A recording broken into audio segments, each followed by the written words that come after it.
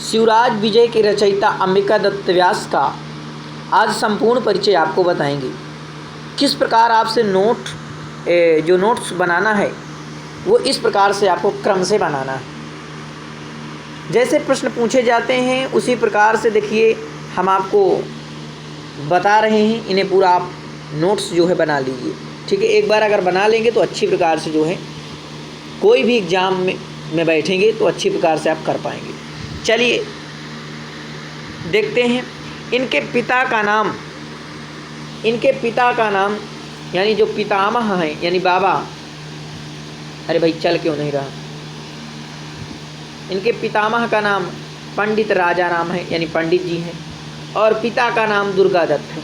अच्छा, पंडित राजा राम के 2 लड़के हुए थे, एक का नाम था दुर्गा दत्त और एक का नाम था देवी दत्त। तो देवी दत्त भाई, अब इनके पिता का नाम दुर्गा दत्त है तो इनके जो है देवी दत्त जो है चाचा का नाम हो जाएगा, चाचा। ठीक है, चाचा को दादा भी कहते हैं, तो देवी दत्त जो है इनके चाचा का नाम हो जाएगा। इनके पुत्र का नाम राधा कुमार व्यास है। ठीक है, इनका गोत्र क्या है तो पराशर गोत्री यजुर्वेदी तीप्रवर भीड़ा वंश के जो है ये इनका जो है गोत्र माना जाता है। जन्म स्थान तो भैया ये राजस्थान के हैं, राज्य राजस्थान, जिला जयपुर और ग्राम रावत जी का धूला, मोहल्ला सिलावटी। ठीक है, वहाँ के ये थे, राजस्थान के। पूछा जाता है आपसे इनका जन्म कहाँ है, इस प्रकार से प्रश्न। और जन्म समय, इनका जन्म समय तो जन्म समय चैत शुक्ल पक्ष अष्टमी यानी 1915 में, 19 अगर संवत में रखेंगे और ईस्वी में करेंगे तो 1858 ईस्वी में जो है हुआ था। इनकी मृत्यु मार्गशीर्ष अगहन कृष्ण पक्ष में त्रयोदशी सोमवार संवत जो है 1957 में यानी सन 1900 ईस्वी में हुआ था। अब देखिए अगर मृत्यु आप देखेंगे, अगर संवत यानी कि जो संवत आपका है वो 57 ज़्यादा है किससे, सन से। ठीक है, तो अगर आपका संवत लिखा है तो आप जान जाएंगे। अब देखिए यहीं देख लीजिए इनकी जो मृत्यु हुई भाई 1957 में, संवत की बात है, और जो ईस्वी है 1900, तो 1900 में अगर 57 जोड़ देंगे तो भाई 1957 हो जाएगा, 1957 हो जाएगा। तो ये अब आपका बन गया संवत। ठीक है, ये बन गया आपका संवत में, तो 57 जो है ईस्वी से ज़्यादा है। कर्मस्थली काशी में अध्ययन अध्यापन इन्होंने किया, यानी काशी वाराणसी में तो अध्ययन अध्यापन इन्होंने किया। और देखिए सबसे महत्वपूर्ण है कि भाई इनकी रचनाएं, इनकी कुल रचनाएं लगभग 78 रचनाएं। भाई एक रचना लोग नहीं कर पाते, इन्होंने 78 रचनाएं की। अब बताइए संस्कृत रचनाएं, देखिए कुछ संस्कृत रचनाएं कुछ हिंदी रचनाएं। तो संस्कृत रचनाएं क्योंकि आपको संस्कृत पढ़ना है। शिवराज विजय इनका एक उपन्यास है। सामवतम बहुत ही महत्वपूर्ण है, सामवतम नाटक है। ठीक है, बहुत लोग गलत करते हैं। 22 वर्ष की अवस्था में इन्होंने जो है रत्नाष्टक और कथा कुसुम आदि जो है संस्कृत की रचनाओं का जो है लेखन किया। हिंदी रचनाएं देखिए बिहारी बिहार, ये कुंडली छंद पर है जो है बिहारी बिहार, तो इनकी ये जो हिंदी रचना है बहुत ही महत्वपूर्ण है। पत्रिका पीयूष प्रवाह का इन्होंने संपादन किया। तो पूछा जाएगा भाई पीयूष प्रवाह का संपादन किसने किया, तो जो है अंबिका दत्त व्यास ने। अब इनकी उपाधियों से एक प्रश्न बनेगा आपसे कि सुकवि, इन्हें भरतेंदु हरिश्चंद्र कहते हैं। काशी कविता वर्धनी सभा पर इन्होंने जो है सुकवि की उपाधि दी। घटिका शतक जो है ब्रह्म अमृत वर्षणी सभा पर इन्हें जो है मिला हुआ है। शतावधान, ठीक है, और भारत रत्न काशी की महासभा पर, तो पूछा जा सकता है कि भारत रत्न इन्हें उपाधि जो है कैसे मिली, तो काशी की सभा में मिली। इनको अभिनव बाण या आधुनिक बाण भी कहा जाता है। भारत भूषण भी इनकी उपाधि है। महाकवि किसकी उपाधि, बहुत ही महत्वपूर्ण प्रश्न है कि महाकवि किसकी उपाधि है, तो ये आपकी 12वीं की हो जाएगी। ठीक है, आइए अब कुछ 1 लाइन प्रश्न में है, थोड़ा सा 1 मिनट है तो आप नोट कर लीजिए।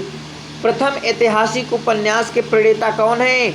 अंबिका दत्त व्यास है। पूछा जाएगा कि प्रथम ऐतिहासिक उपन्यास के प्रणेता कौन है? अंबिका दत्त व्यास है। बिहारी विहार किस छंद पर है? तो कुंडली छंद पर है। किसकी रचना है? तो बिहारी विहार में व्यास जी ने अपना संक्षिप्त जीवन परिचय लिखा है। ये हिंदी रचना है, ठीक है। बिहारी विहार लगभग 12 वर्ष की अवस्था में व्यास जी ने धर्म सभा की परीक्षा में पुरस्कार प्राप्त किया था। तो कितनी वर्ष की अवस्था पर इन्होंने धर्म सभा पर पुरस्कार प्राप्त किया? तो 12 वर्ष की अवस्था पर व्यास जी ने जो है धर्म सभा की जो है परीक्षा हुई, उस पर जो है इन्होंने पुरस्कार प्राप्त किया। बिहार में संस्कृत संजीवनी समाज की स्थापना इन्होंने की, अंबिका दत्त व्यास ने। तो ये भी प्रश्न बन सकता है कि भाई संस्कृत संजीवनी समाज की स्थापना किसने की? तो अंबिका दत्त व्यास ने की, ठीक है। और कहाँ की? तो बिहार में की।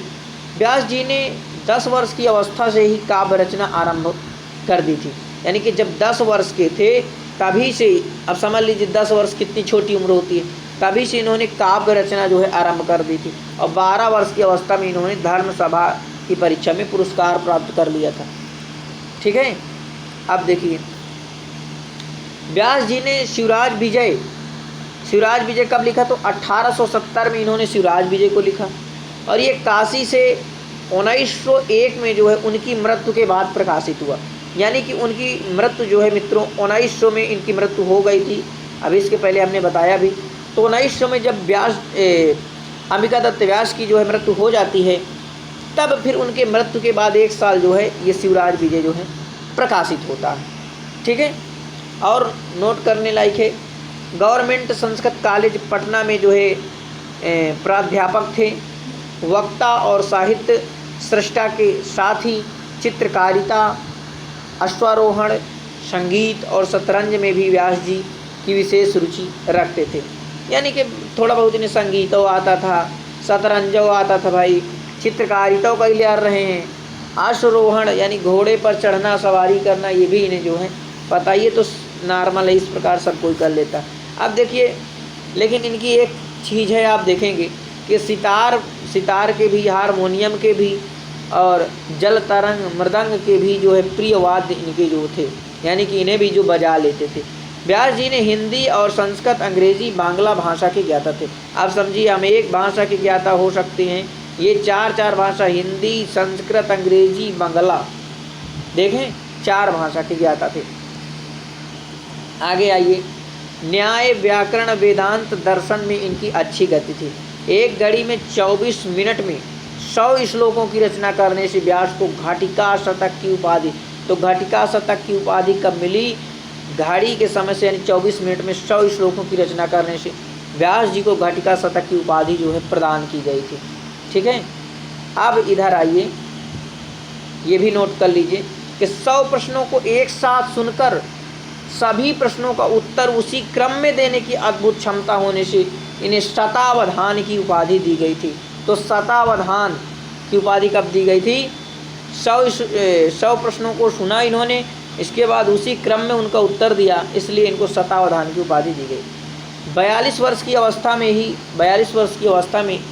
व्यास जी संवत 1957 यानी 1900 ईस्वी में अपने पीछे, यानी कि 42 वर्ष की अवस्था में इन्होंने बताओ 72 रचनाएँ कर लिया और इनकी मृत्यु हो गई। एक 9 वर्ष की अपनी पुत्री और एक 9 वर्षीय पुत्र और एक कन्या। इधर आ जाओ भाई, तुम इधर कर देते हैं, ठीक है। अरे यार, ये इधर कैसे जाएगा? ये गए, ठीक है। हाँ, तो छोड़कर जो है पंच तत्व में जो है प्राप्त हो गए। पत्नी को भी अपने असहाय, 9 वर्ष का पुत्र था, एक कन्या थी, इनको जो है असहाय जो है छोड़ देते हैं। तो इतना मित्रों आपको बिल्कुल नोट कर लेना है, नोट्स बना लेना है। ये पूछा जाता है इनके पिता का क्या नाम है? दुर्गादत्त है। पितामह का नाम राजा राम है, ठीक है। इनके पुत्र का नाम क्या है? तो राधा कुमार व्यास है। ये इस प्रकार के प्रश्न बनते हैं, तो आप पूरा जो है इसका नोट्स जो है बना लीजिए। एक बार नोट्स बना लेंगे तो बार बार आपको नहीं बनाना, अच्छी प्रकार से आप कर ले जाएंगे, ठीक है। नमः संस्कृता मित्रों, बहुत बहुत धन्यवाद आप सभी का। संस्कृत का प्रचार प्रसार करिए और संस्कृत को आगे फैलाइए।